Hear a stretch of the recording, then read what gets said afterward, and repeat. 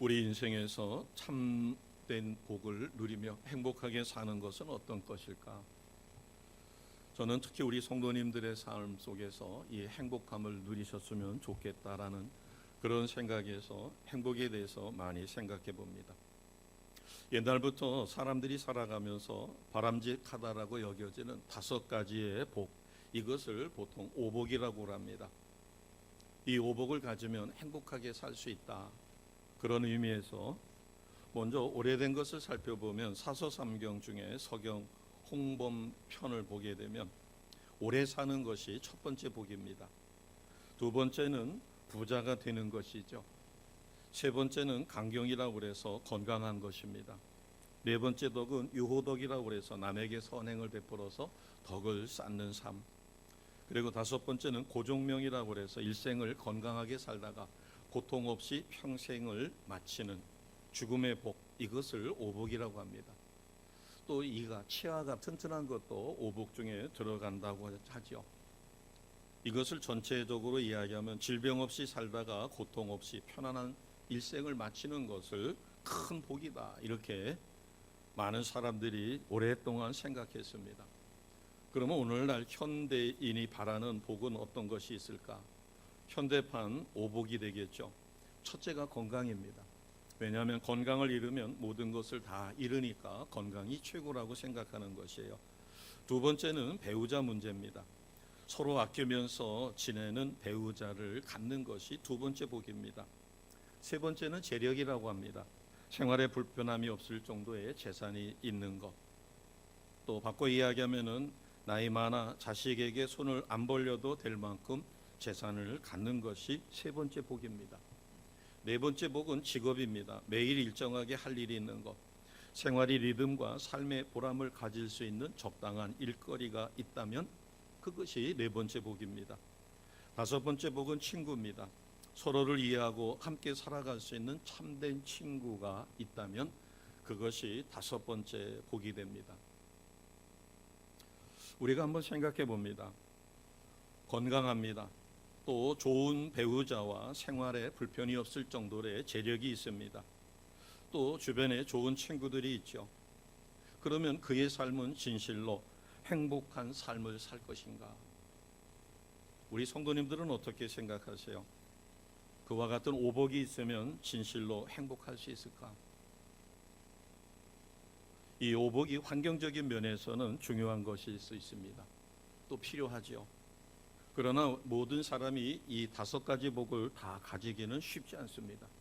설사 이 5가지 복을 다 가지고 있다고 해서 반드시 행복하다라고는 볼 수가 없습니다. 그것은 우리 주변에서 많이 보죠. 오늘 창세기 29장 30절에서 35절 말씀을 통해서 사랑받지 못한 한 여인, 레아라고 하는 그 여인에게 임한 하나님의 특별한 은총이 어떤 것인가? 21절에서 30절을 보게 되면 야곱이 나옵니다. 야곱은 그 라반의 딸 중에서 둘째 딸인 라헬을 사랑했어요. 그래서 그를 위해서 최선을 다하여 드디어 신방을 갖게 됐습니다. 첫날 밤을 마치고 나서 보니까 풍습에 서로가 얼굴을 볼 수 없는, 그래서 신방을 마치고 아침이 되었을 때 깜짝 놀랐죠. 동생 라헬이 아니라 그의 언니가 되는 레아가 신방에 있었던 것입니다. 원치 않는 결혼을 할 수밖에 없는 것이 됐어요. 자, 입장을 바꿔서 맏언니였던 레아도 원치 않는 결혼을 했습니다. 아버지의 계략에 의해서 야곱이 라헬을 좋아한다는 것을 알고 있으면서도, 그러면 이 원치 않는 결혼으로 인한 그의 삶은 어땠을까? 그것은 우리가 생각했던 대로 흘러갑니다.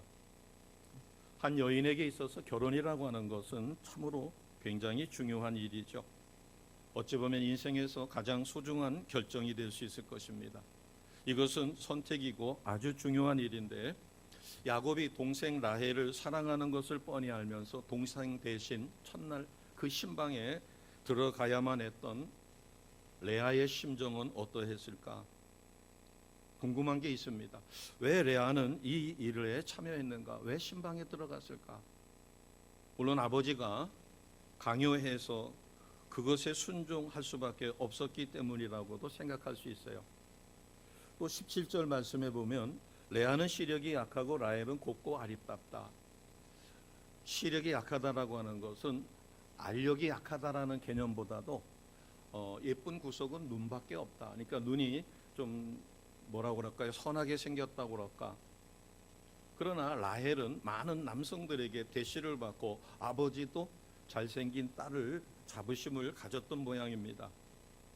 그러니까 못생긴 자기가 이렇게 해서라도 시집을 가야 되겠다고 해서 첫날 초례를 동생 대신 치른 것인가? 아니면 은근히 야곱을 사모하고 있었기에 못 이기는 척하고 신방에 들어간 건가? 우리는 이것을 구체적으로 알 방법이 없습니다. 성경에 자세한 기록이 없으니까. 그러나 26절을 보면 야곱이 그렇게 이야기합니다. 외삼촌, 약속이 틀리지 않습니까? 내가 라헬을 원했지 레아를 원했습니까?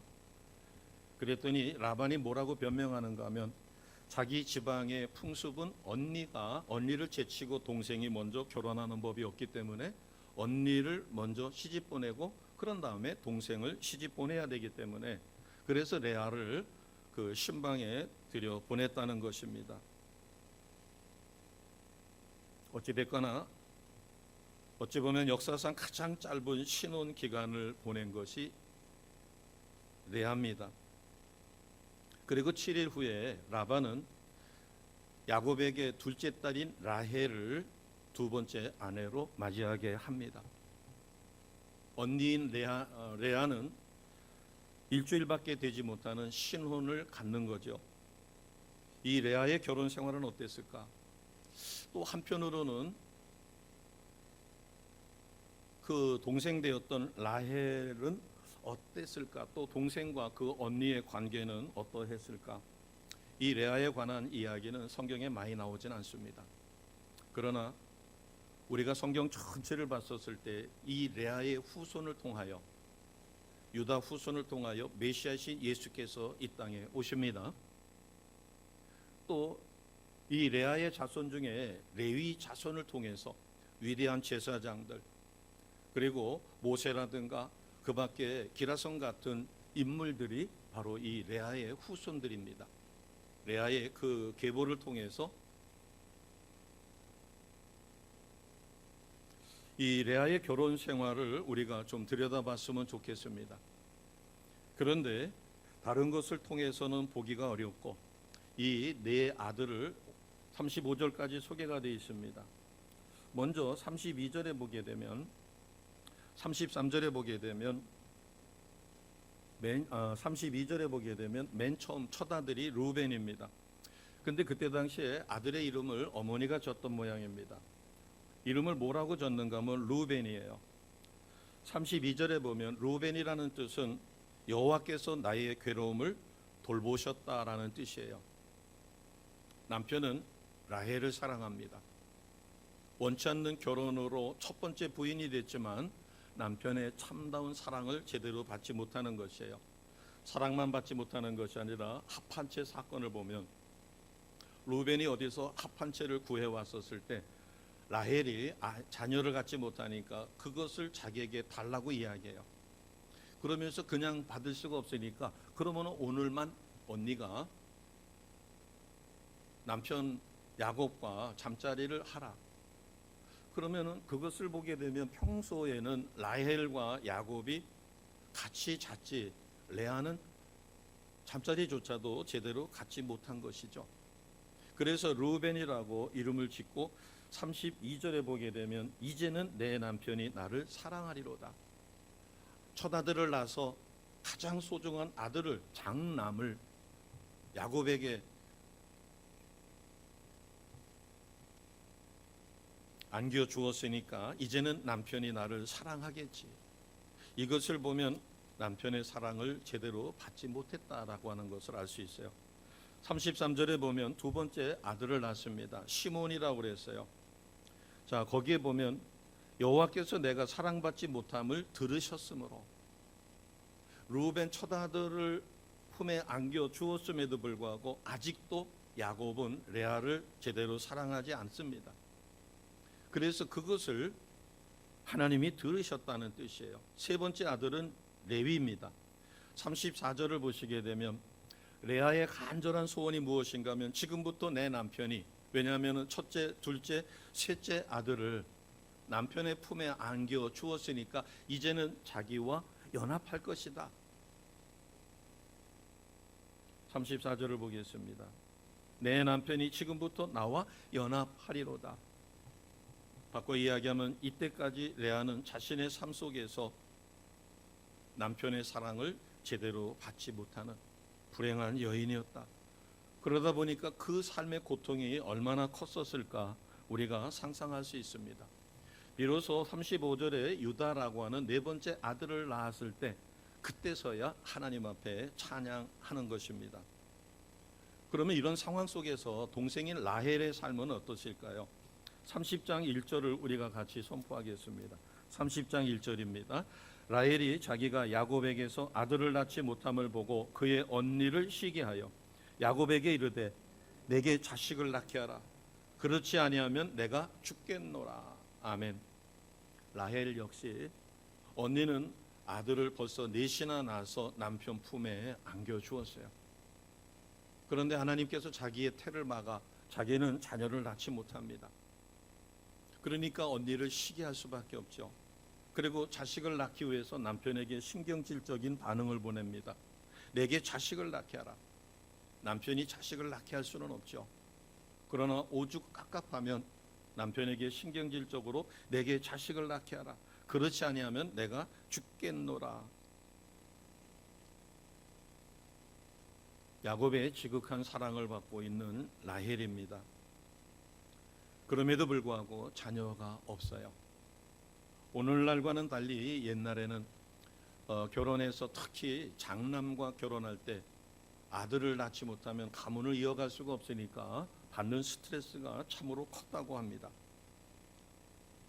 지금 레아는 아이를 벌써 아들을 넷이나 낳았는데 라헬은 아기를 낳지 못합니다. 그러자 궁여지책으로 자기 시녀 빌하를 야곱에게 주어서 단과 납달리가 태어납니다.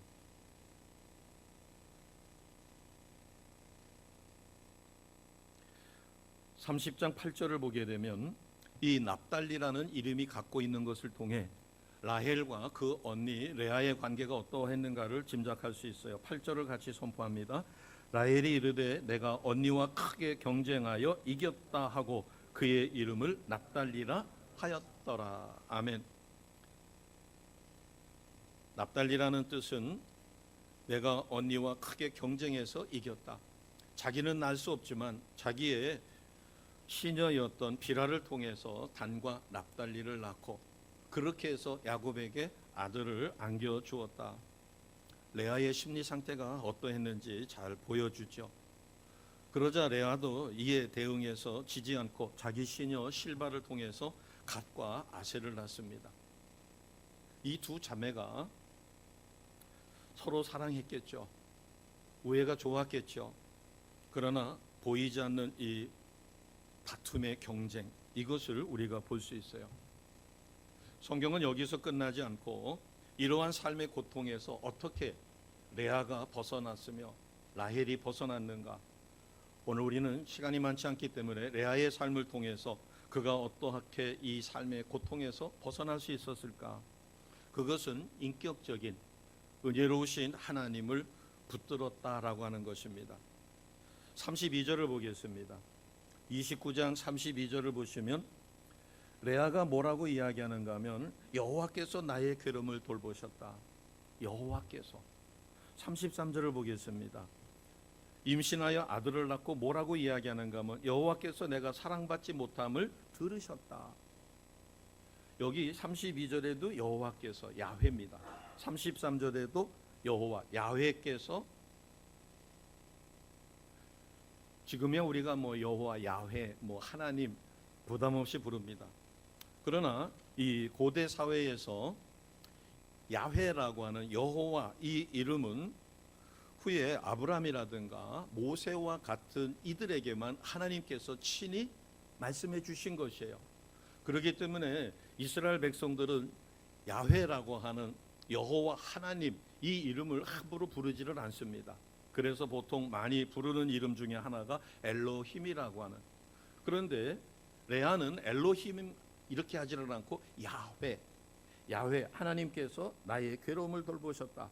33절에는 야훼께서 내가 사랑받지 못함을 들으시고 나를 위로해서 아들을 주셨다. 이렇게 표현을 합니다. 레아가 도대체 어디서 하나님의 이름이 야훼라고 하는 것을 알았을까? 그것은 아마 야곱이 자기의 할아버지 되시는 아브라함과 하나님이 약속해 주신 이런 것을 이야기할 때 들었다라고 봐야 됩니다. 그런데 이 레아는 이런 혼란 가운데 무척 힘이 들었을 것입니다. 그런데 하나님께 기도할 수 있는, 그래서 32절에 보면 여호와께서 나의 괴로움을 돌보셨다. 그래서 첫 아들을 주셨으니까 이제는 내가 남편의 사랑을 받을 것이다.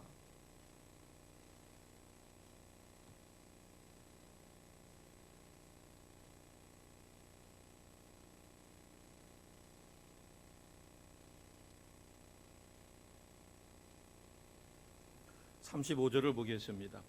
아들을 셋을 낳은 다음에 네 번째 아들을 낳습니다. 우리가 앞서서 살펴봤던 것처럼 첫 번째 아들을 루벤을 낳고 하나님이 나의 고통을 살피셔서 아들을 나에게 주셨다. 그래서 이제는 남편도 자신을 사랑하게 될 것이다 라고 이야기합니다. 그래서 첫째 루벤을 낳거나 둘째 시므온, 셋째 레위를 낳을 때까지 아들의 이름이 나오고 그 다음에 남편의 사랑을 갈구하는 게 나옵니다. 그런데 35절에 보면 그가 또 임신하여 아들을 낳고 이르되 내가 이제는 여호와를 찬송하리로다. 아들을 통하여 남편의 사랑을 회복하겠다.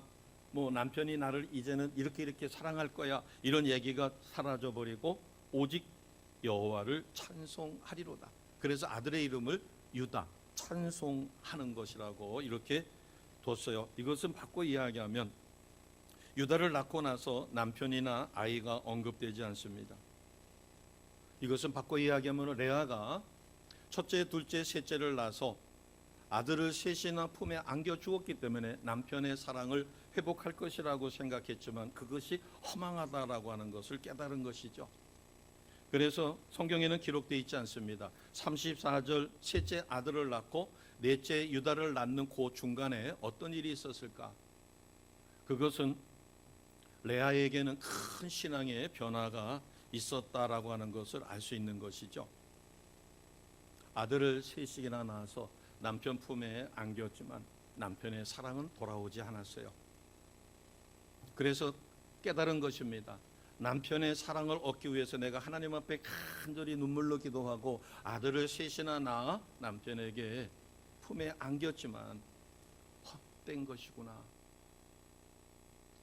그리고 아들을 도구로 남편의 사랑을 회복하려고 최선을 다했지만 그것도 허망한 것이구나 하는 것을 깨달은 것이에요. 그래서 35절에 뭐라고 이야기하는가 하면 남편의 이야기도 빠지고 아들의 이야기도 빠지고 내가 이제는 누구를 찬송하겠다고요? 여호와를 찬송하리로다. 바꿔 이야기하면은 하나님 이제는 아들을 주시던 남편의 사랑을 회복시켜 주시던 그렇게 안 하신다 할지라도 하나님은 나의 찬양의 대상이십니다. 신앙에서 진실로 하나님을 감사하며 찬양하겠다라고 하는, 그래서 온전한 신앙이 회복된 것을 35절은 그래서 그의 아들의 이름을 유다라고 정했어요. 아버지 라반과 남편 야곱은 자신의 삶에서 레아의 삶에서 기쁨을 뺏어간 것 같아요. 그러나 주님 앞에 자기의 마음을 드렸을 때 주님은 레아를 위로하시고 그가 아들의 이름을 유다 찬양이라고 지을 정도로 하나님 앞에 온전한 사랑의 삶을 살게 만들어 주셨습니다. 우리가 고통에서 벗어나고 문제로부터 해결받는 것은 주님만이 나의 구원자시요 주님만이 나의 참 사랑이고 우리는 주님의 신부요 주님은 나의 참된 신랑이신 것을 고백하는 믿음의 삶을 사는 것입니다. 그렇게 되었을 때 하나님은 이 유다를 통하여 후에 메시아이신 예수가 오는, 그래서 레아는 예수님의 조상의 반열에 오르는 놀라운 은혜를 얻습니다. 성경 전체를 좀 더 살펴보면 나중에 레아가 죽었을 때 아브라함이 자기 아내 사라를 밭을 사가지고 막벨라 굴에다가 모셨어요. 그런데 라헬은 이동 중에 예루살렘에 묻힙니다. 그러나 레아는 그 막벨라 굴에 선대 조상들의 택함 받은 사람만 모시는 그 막벨라 굴에 모셔요. 그리고 나중에 야곱도 그 막벨라 굴에 모셔집니다. 죽어서는 두 부부가 나란히 그 막벨라 굴에 장사 지냈어요. 그러나 야곱의 사랑과 총애를 온통 받았던 라헬은 그곳이 아니라 예루살렘에 묻히게 됩니다. 자, 창세기 49장 8절에서 10절이 이를 기록하고 있습니다. 자, 창세기 49장 8절에서 10절 같이 읽어봅니다. 유다야, 너는 내 형제의 찬송이 될지라. 내 손이 내 원수의 목을 잡을 것이요 내 아버지의 아들들이 내 앞에서 절하리로다. 유다는 사자 새끼로다. 내 아들아, 너는 움킨 것을 찢고 올라갔도다. 그가 엎드리고 웅크림이 수사자 같고 암사자 같으니 누가 그를 범할 수 있으랴. 규가 유다를 떠나지 아니하며 통치자의 지팡이가 그 발 사이에서 떠나지 아니하기를 실로가 오기까지 이르리니 그에게 모든 백성이 복종하리로다. 아멘. 야곱이 유언처럼 축복기도 한 것입니다. 그래서 10절에 보면 규라고 하는 것은 권위를 상징하는 지팡이죠. 규가 유다를 떠나지 않는다. 즉 유다의 계통을 통하여 후에 메시아이신 예수 그리스도께서 출생하실 것을 예언한 것입니다. 그리고 통치자의 지팡이가 그 발 사이에서 떠나지 않을 것이다. 하나님께서는 어느 누구에게도 사랑받아 보지 못한 여인을 찾아오셨어요. 그리고 그녀를 예수님이 태어날 계보의 조상으로 삼아 주셨습니다. 이 세상을 구원한 구원의 통로가 야곱의 지극한 사랑을 받고 매일 잠자리를 함께한 동생 라헬이 아닙니다. 생리학적으로 보면 누가 임신을 할 가능성이 훨씬 높아요. 뜨문뜨문 남편과 잠자리를 하는 레아보다도 매일 잠자리를 같이 하는 라헬이 훨씬 자녀를 출산하기가 쉬워요. 그러나 오늘 성경 말씀을 보니까 31절에 레아가 사랑받지 못함을 보시고 그의 태를 하나님이 열어주셨고 레아는 태를 닫아 놓으셨어요. 물론 레아는 나중에 요셉이라든가 그 유명한 요셉을 낳습니다. 세상에 구원이 임하도록 한 축복의 통로는 아리따운 라헬이 아니라 볼품없고 아무도 원치 않았던 아버지와 남편으로부터도 온전한 사랑을 못 받았던 레아였다는 사실입니다. 오늘날 이스라엘 백성이 이스라엘로 불려지는 것은 야곱을 약복강에서 천사와 씨름하여 그가 온전히 항복하고 모든 것을 하나님 앞에 맡길 때 그의 이름을 야곱에서 이스라엘로 바꿔줬어요. 우리가 생각하면 야곱보다도 더 위대한 삶을 산 사람들이 많습니다. 아브라함이도 있죠. 그리고 구약에 예수님이라고 할 정도로 훌륭한 인품을 갖고 하나님 앞에 최선을 다해 살았던 요셉이 있습니다. 그런데 아브라함도 아니고 요셉도 아니고 이스라엘이라는 이름을 누구에게 줬는가 하면 속이고 도망가고 많은 실패를 경험한, 그리고 자기 자신의 성공을 위하여 수단과 방법을 가리지 않던 야곱을 변화시켜서 이스라엘의 이름을 주셨어요. 어떻게 보면 하나님은 이와 같이 의외의 사람들을 쓰십니다. 강한 자만 쓰시는 것이 아니라 약한 자, 그리고 이름 없는. 그래서 성경의 레아는 야곱의 첫 번째 부인으로만 기억될 수밖에 없었던, 그러나 그 레아에게 놀라운 선물을 주신 것이에요. 선물만 주신 것이 아니라 레아가 남편으로부터 사랑받지 못함을 아시고 찾아오셔서 그를 위로하시고 그에게 아들을 주었습니다. 물론 성경에는 그렇게 써 있지 않습니다. 그러나 31절에 보면 하나님이, 전지전능하신 하나님이, 그 위대하신 하나님이 레아가 사랑받지 못함을 보시고 그의 태를 열어주셨다.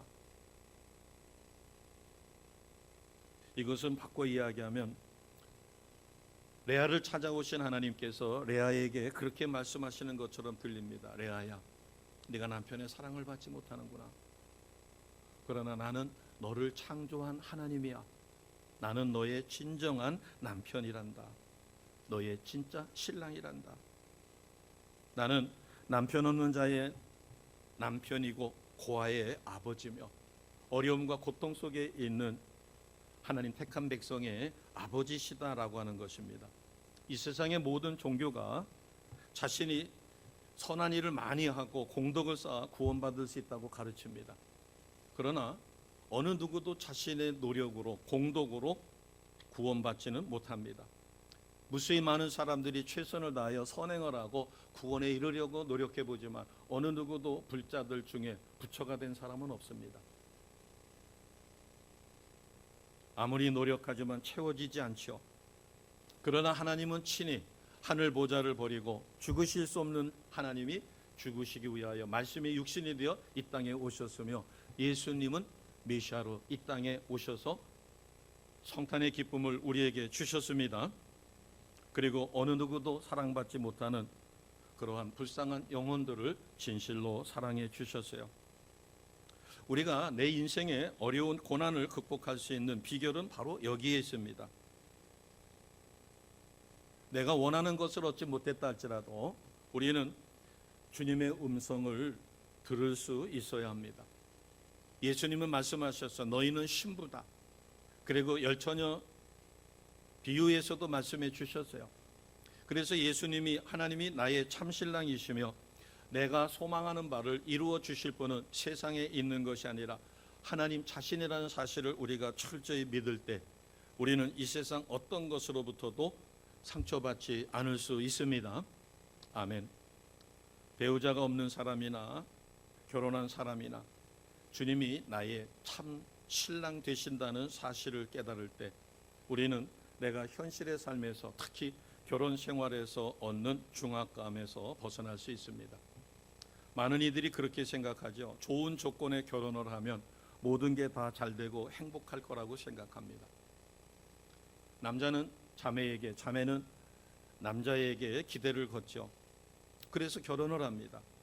그러나 결혼 생활 속에 배우자에게 실망하지 않는가? 왜 실망하는가? 오늘 본문 말씀을 통해서 우리가 얻어지는 교훈은 배우자를, 남편을, 아내를, 자식을, 부모를 또 내가 직장 생활하는 그 직장을 소홀히 하라는 게 아닙니다. 바꿔 이야기하면 하나님이 누구신가? 그리고 나는 어떤 사람인가? 우리는 죄를 짓고 이 땅에 태어난 죄인입니다.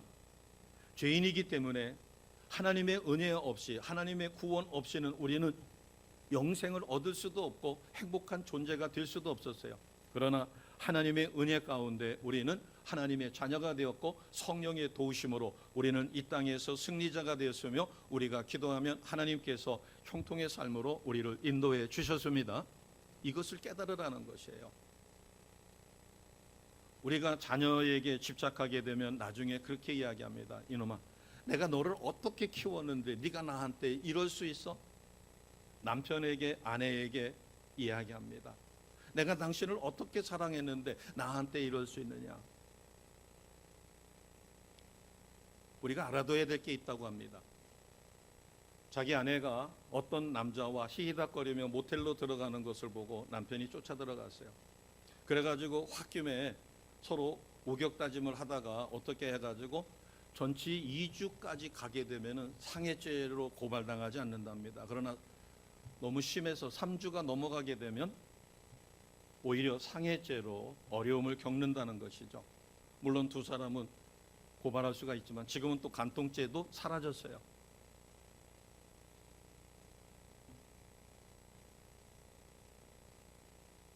대상이 배우자든 자녀이든 그 어떤 것이든 간에 그것만 있으면 내 인생은 잘 될 것이라고 생각합니다.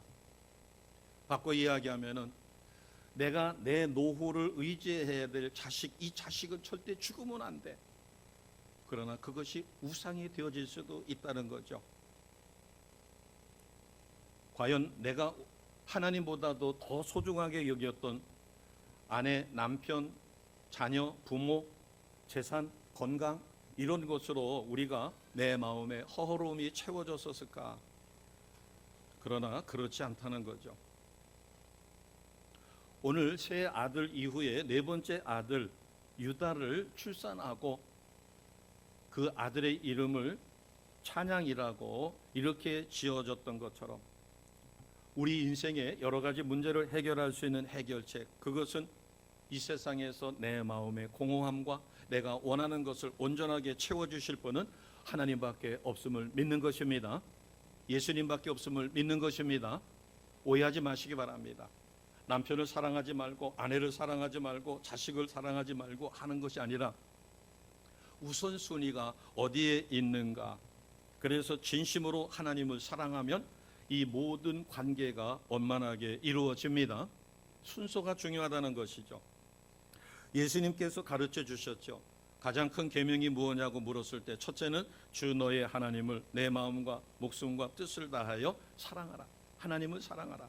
두 번째는 내 이웃을 사랑하라. 내 자신처럼. 이 순서가 중요하다라고 하는 것을 가르쳐 줍니다. 그러면 하나님 사랑보다도 이웃 사랑을 먼저 하면 어떨까요?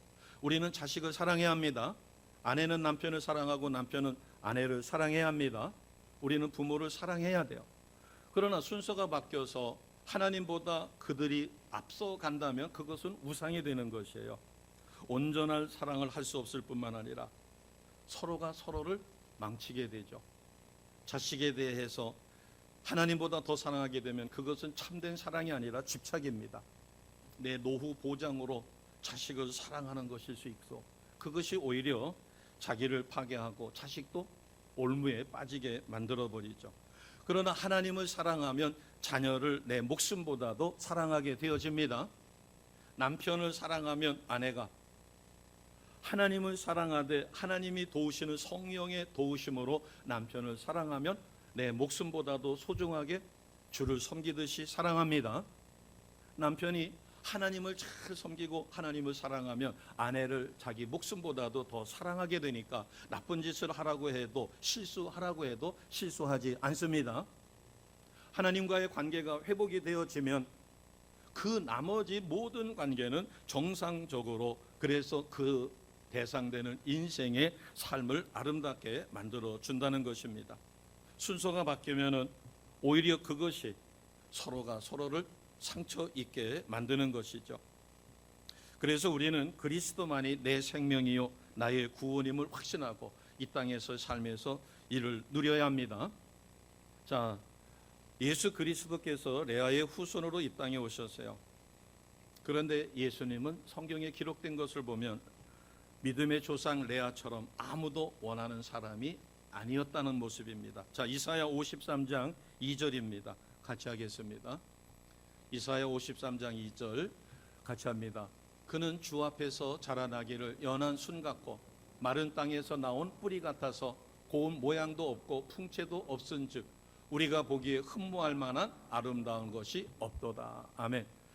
예수님이 이 땅에 오셨는데 모든 사람이 보면 뿅 갈 정도로 아주 아름다운 외모에 모두가 보면은 그냥 마음이 혹할 수 있는 그런 풍채를 가진 것이 아니다라는 것이죠.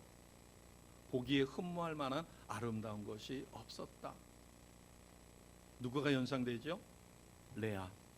아버지로부터 남편으로부터도 사랑받지 못했던 레아처럼 고운 모양도 없고 풍채도 없고 우리가 보기에 흠모할 만한 아름다운 것을 갖지 않았다. 왜 하나님께서 아리따운 라헬을 택하지 않고 레아를 택하여 그의 후손 유다의 자손을 통하여 그 계보를 통하여 예수님이 이 땅에 오게 하셨을까? 그것을 이사야는 예언한 것이죠. 마른 땅에서 나온 뿌리 같아서 고운 모양도 없고 풍채도 없고 우리가 보기에 흠모할 만한 아름다운 것이 없다. 이것이 어떻게 우리에게 도움이 되죠? 내가 다른 사람과 비교해 봤을 때 나보다 월등하게 출중하고 잘나고 멋진 사람들 많습니다. 외모적인 면뿐만 아니라 재력이라든가 모든 면에서 소위 말해서 어려서부터 금수저로 태어나 외모까지도 출중하고 외국 가서 유학해서 좋은 학위를 가지고 들어와서 대한민국에서도 내노라 하는 지위에서 살아가는 사람들 많이 있죠. 그들과 비교했었을 때 나의 모습은 어떨까? 그러나 우리가 하나님 손에 붙들린다면 우리는 그러한 갈등으로부터 온전하게 벗어나 하나님의 풍성한 사랑 속에 우리는 행복한 삶을 살아갈 수 있습니다. 자, 저렇게 오신 예수님을 세상은 어떻게 했어요? 요한복음 1장 11절입니다. 같이 하겠습니다. 자기 땅에 오매 자기 백성이 뭐 하지 않았어요? 영접하지 않았어요. 자, 우리가 레아와 같은 입장이라면 남편으로부터 아니면 아버지로부터 그리고 주변에 무수히 많은 남성으로부터 대시를 받지 못하는 레아, 예수님은 메시아로 오셨어요. 하늘 보좌를 버리고. 그런데 이 땅에 왔는데 요한복음 1장 11절처럼 자기 백성이 영접하지 않는 그 아픔을 우리가 삶 속에서 누리는 거죠. 내가 어떻게 해서 낳은 자식인데, 내가 어떻게 해서 사랑한 남편인데, 내가 어떻게 해서 사랑한 아내인데 나한테 이럴 수 있어? 우리는 주님의 심정으로 들어가 보면 자기 땅에 오매 자기 백성이 영접하지 않았다. 이사야 53장 말씀을 보면 마른 땅에서 나온 뿌리 같아서 고운 모양도 없고 풍채도 없고 흠모할 만한 아름다운 것이 없었다. 우리는 잊고 삽니다. 내가 죄인이었다는 사실을, 하나님의 은혜 가운데 의로운 자로 인정받고 구원받았다는 사실을 잊어버리고 내가 손만 뻗으면 다 얻을 것처럼 생각하는 거예요. 내가 손만 뻗으면 행복할 것으로, 내가 손만 뻗으면 뭐든지 성취해서 내 행복을 내가 채울 것처럼 생각합니다. 그러나 예수님이 이 땅에 오셨음에도 자기 백성이 예수님을 영접하지 않았어요. 그런데 하나님은 그런 예수님에게 우리의 모든 죄를 전가시키셨어요. 자, 이사야 56장 6절입니다. 같이 하겠습니다. 우리는 다 양 같아서 그릇 행하여 각기 제 길로 갔거늘 여호와께서는 우리 모두의 죄악을 그에게 담당시키셨도다. 아멘. 우리는 뭐 같아요? 양 같아요. 그래서 어떻게 했어요? 그릇 행해요. 각기 자기 길로 가는 거예요. 주님은 나를 위하여 목숨까지 주셨지만 나는 주를 위하여 무엇을 드렸는가? 조금만 피곤하다고 주일 성수? 에이, 다음에 가지. 기도의 자리? 에이, 옛날에 나 많이 했어. 현실과 타협합니다. 조금만 피곤하면 이 핑계 저 핑계에 대해서 하나님을 만나는 만남의 그 기회마저도 소홀합니다. 우리는 다 양 같아서. 그래서 어떻게 했어요? 그릇 행합니다. 그리고 각기 가고 싶은 자기 길로 가는 거예요. 우리가 나의 인생이 이런 것이다 라고 하는 것을 철저히 깨닫는 겁니다. 6절 말씀처럼 우리는 양과 같아서 각기 그릇된 일만 행할 뿐만 아니라 자기가 가고 싶은 길을 고집스럽게 가는 거예요. 주님은 돌아오라고 그래요. 안 돼, 안 돼, 안 돼, 안 돼. 거기는 너 죽는 곳이야. 이리로 와야 돼. 이리로 돌아와야 돼. 너 이 세상 끝이 얼마 남지 않은 거 알지 않느냐? 이제는 정신 차리고 매분 매초를 아껴가지고 너의 앞길을 준비하라. 심판대 앞에 섰을 때 너 어떡하려고 그러니? 주님은 매 시간 우리를 부르셔요. 그런데 우리는 양 같아서 그릇 행할 뿐만 아니라 각기 자기 하고 싶은 거 하고 있어요. 그러나 레아가 아들을 셋이나 낳아서 남편 품에 안겨봤지만 남편의 사랑은 돌아오지 않았어요.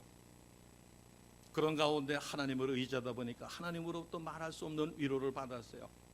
그래서 네 번째 아들을 낳았을 때는 남편의 사랑이 없어도 아들을 통하여 남편의 사랑이 회복되지 않는다 할지라도 나는 하나님만을 사랑하겠습니다 라고 온전한 신앙 고백, 그것이 오늘 35절에 그의 아들 이름을 유다라고 한 것입니다.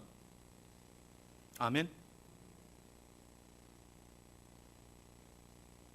나를 사랑하신 하나님의 그 한없는 사랑, 그 은혜를 우리가 깊이 생각한다면 내가 지금 믿고 있는 자녀를 의지한다든가 남편을 의지한다든가 아내를 의지한다든가 세상의 직장에 최선을 다하여 충성하면 내가 노후에 편안할 것이다 라고 생각하는 이런 것들로부터 정상적인 관계로 회복이 됩니다. 절대 직장 생활에 소홀하라는 이야기가 아니죠. 남편을 덜 사랑하자는 얘기가 아닙니다. 자식을 의지하지 말라는 이야기가 아니에요. 자식은 의지의 대상이 아니라 섬김의 대상입니다. 남편은, 아내는 섬김의 대상이에요. 부모는 받을 대상이 아니라 섬김의 대상이에요. 이러한 안목이 하나님으로부터 주어진다면 우리는 내가 그동안 헛된 노력하던 것을 진짜 노력으로, 그래서 많은 사람들로부터 상처를 받아 나는 이제 사랑하지 않을 거야, 어느 누구도 사랑하지 않을 거야가 아니라 진실로 참된 사랑이 무엇인가를 깨닫고 상처 받았더라도 그를 극복하여 우리는 진실한 사랑을 사라지게 되어집니다. 그래서 우리는 헛된 것을 원하지 않아요. 왜? 우리는 구원 받았기 때문에, 영생을 누리고 있기 때문입니다.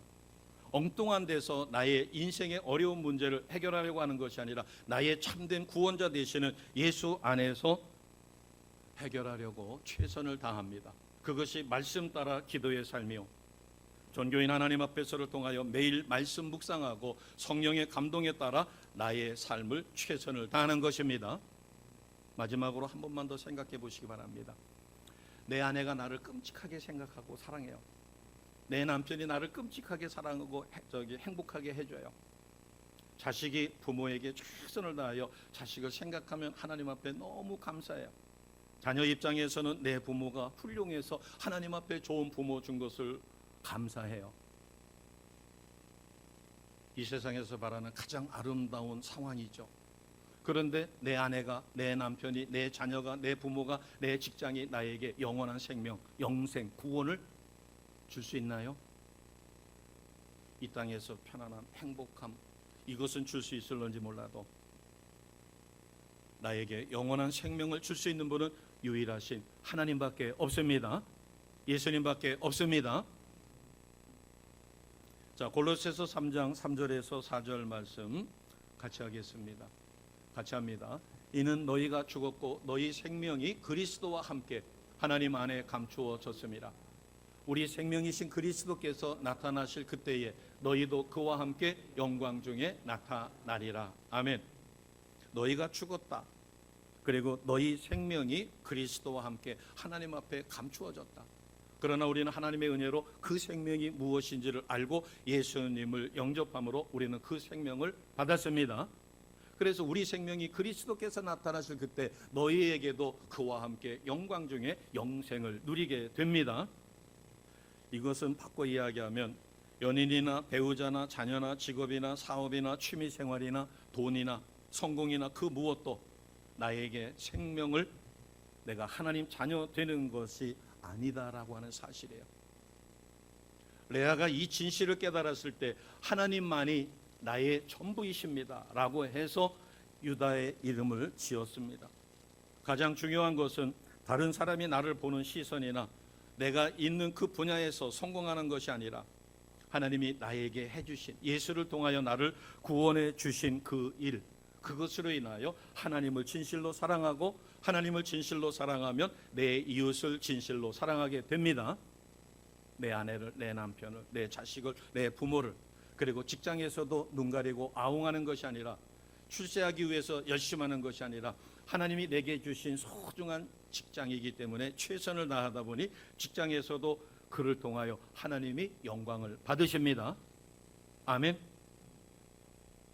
우리가 이제 바뀐 눈으로 다른 사람이나 세상을 바라보면 우리는 상처받지 않고 놀라운 만족과 기쁨을 누리게 됩니다.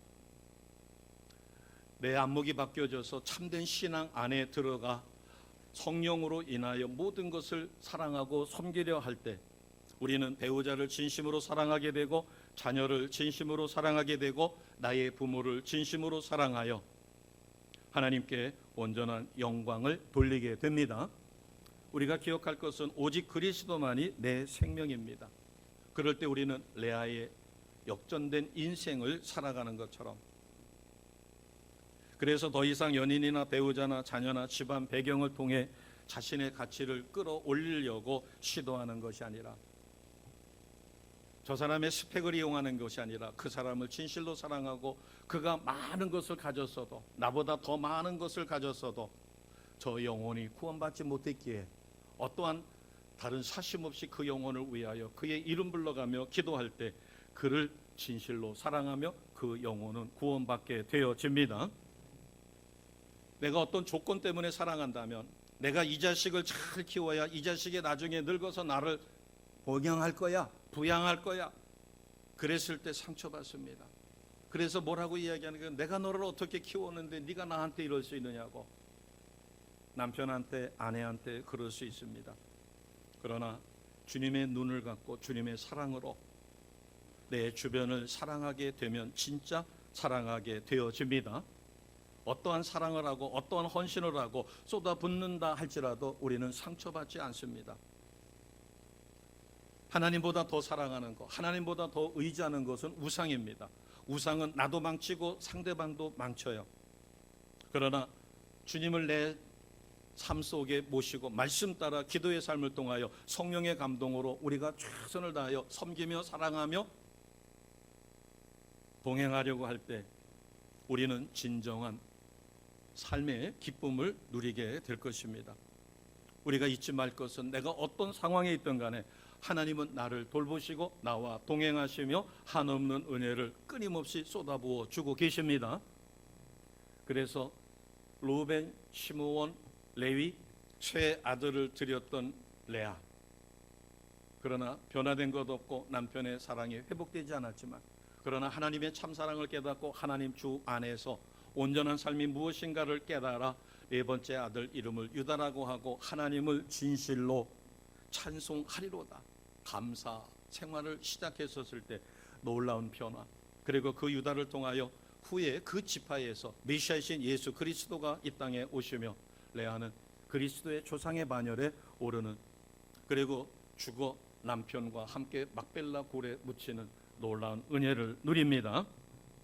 하나님의 안목으로 참된 사랑, 진짜 사랑을 하시고 어느 누구에게도 상처받지 않는 베푸시는 은혜의 삶을 살아지시는 우리 모두가 되시기를 주님의 이름으로 축복합니다. 아멘. 기도하겠습니다. 하나님, 사랑받지 못한 여인 레아에게 하나님의 특별한 은총이 임하여